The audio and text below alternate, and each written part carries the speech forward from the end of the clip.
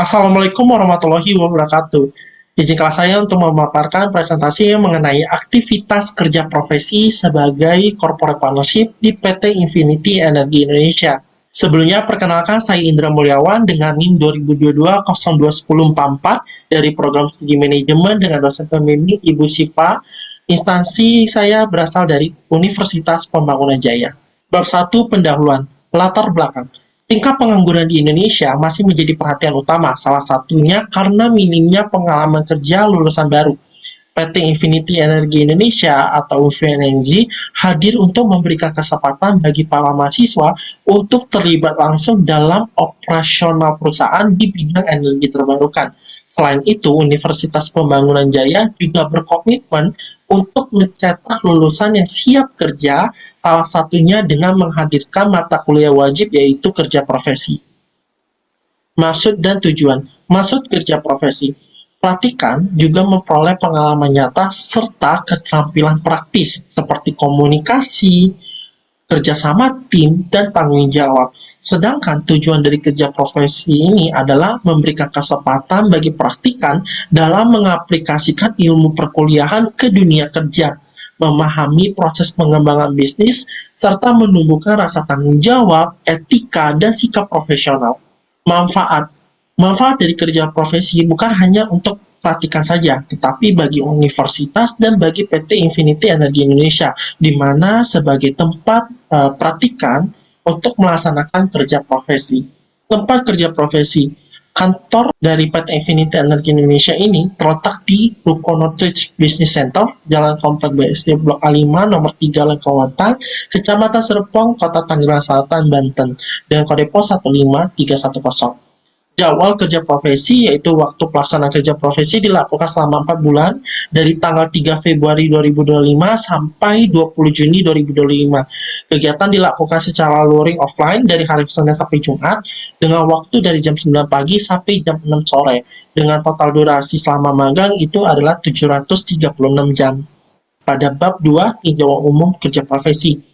Sejarahnya, PT Infinity Energy Indonesia ini berdiri sejak tahun 2018 yang didirikan oleh founder dan CEO kita yaitu Pak Firmansyah yang merupakan perusahaan yang berfokus pada layanan EPC dan manufaktur, terutama di energi terbarukan dan penyimpanan energi. Visi dan misi PT Infinity Energy Indonesia ini saya ambil berdasarkan website perusahaan yang telah ditetapkan oleh perusahaan. Ini berikut adalah visi dan misi dari PT Infinity Energy Indonesia.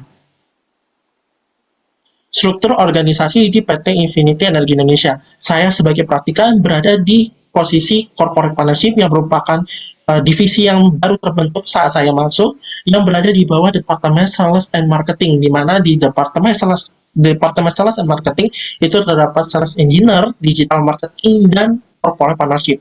Nah, di Sales and Marketing ini berada di bawah pengawasan CCO, Chief Commercial Officer, di mana dia bertanggung jawab atas kinerja Departemen Sales and Marketing.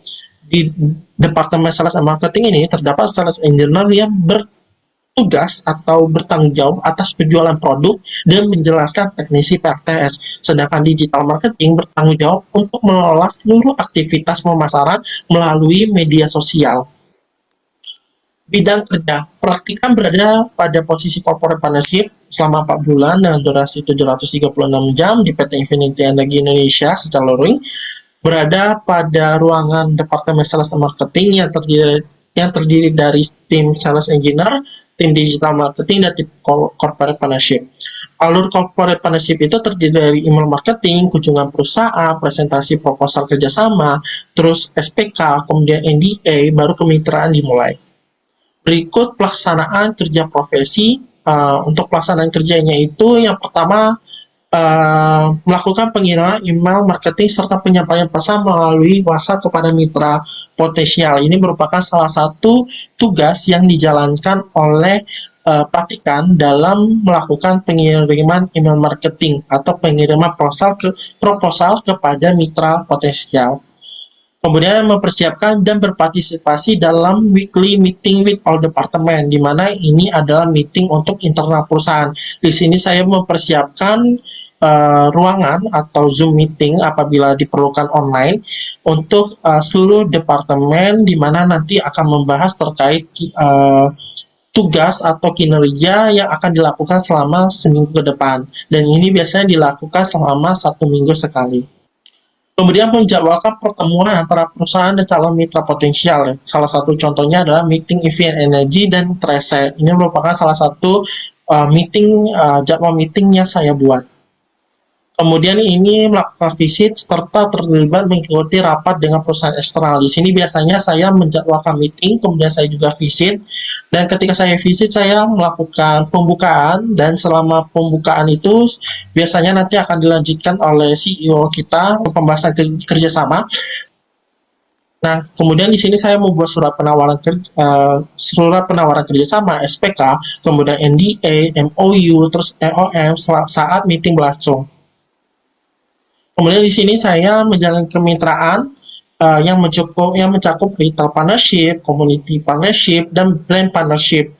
Gitu. Untuk retail partnership ini contohnya seperti retail toko listrik atau toko bangunan seperti Mitra 10, kemudian juga ada Electronic City atau Raja Bangunan yang memang kerjasamanya itu berupa display produk, yaitu produk solar panel yang nanti didisplay ke retail. Kalau untuk community partnership sendiri itu lebih ke kerjasama komunitas dengan perusahaan, di mana kerjasamanya itu berupa voucher khusus untuk member dari komunitas tersebut, komunitas yang diajak bekerja sama, di mana nanti akan mendapatkan voucher diskon gitu.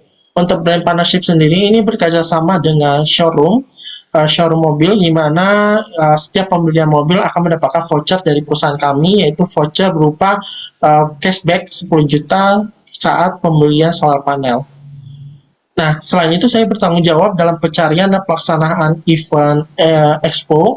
Saya pernah bertanggung jawab dalam event Solar Tech Expo 2025 di J-Expo Kemayoran. Saya pernah bertanggung jawab dalam event Baterai Summit School 2025 di NBRI Puspitek.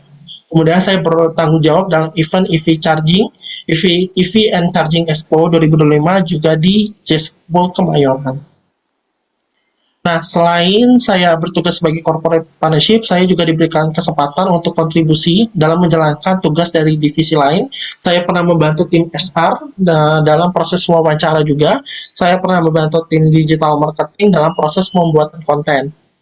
Kemudian saya pernah membantu tim sales engineer untuk menjelaskan teknisi terkait pembangkit tenaga surya (PLTS). Kemudian saya juga pernah memegang atau bertanggung jawab atas komunitas Energy Green yang merupakan komunitas yang dibentuk oleh perusahaan saya. Kemudian saya pernah training mengenai sistem kelistrikan pada PLTS bersama Huawei. Untuk kendalanya sendiri, mungkin saya kurang pemahaman awalnya tentang produk tenis, kemudian kesulitan negosiasi dengan pihak eksternal, kemudian keterbatasan jaringan relasi atau networking, kemudian adaptasi dengan budaya kerja, dan koordinasi antar divisi. Cara menghadapi kendala tersebut, saya belajar negosiasi secara praktis dan bertahap, kemudian saya diskusi dan pendampingan mentoring, kemudian inisiatif dalam pencarian mitra, dan pembuatan database, kemudian meningkatkan kolaborasi lintas divisi. Pembelajaran yang didapatkan tentu saya memperoleh pengalaman langsung dalam menjalankan kemitraan strategis, menyusun proposal, serta membangun komunikasi bisnis. Saya juga terlibat lintas divisi yang memperkaya pemahaman saya tentang kolaborasi tim, pengembangan bisnis, dan manajemen hubungan kerja profesional. Untuk kesimpulannya, dapat disimpulkan selama saya kerja profesi di PT Infinity Energy Indonesia, saya mendapatkan penerapan ilmu akademik di dunia kerja nyata, kemudian saya bisa terlibat lintas divisi juga, pemahaman produk dan dunia energi terbarukan, kemudian bisa menghadapi tantangan dan solusinya. Kemudian sarannya, mungkin untuk perusahaan dapat mempertahankan dan meningkatkan program magang sebagai sarana pembina SDM muda yang potensial, kemudian perlu mempertimbangkan juga untuk membuat modul pelatihan onboarding khusus bagi intern agar proses adaptasi teknis dan budaya kerja lebih efisien. Mungkin itu saja presentasi saya. Terima kasih.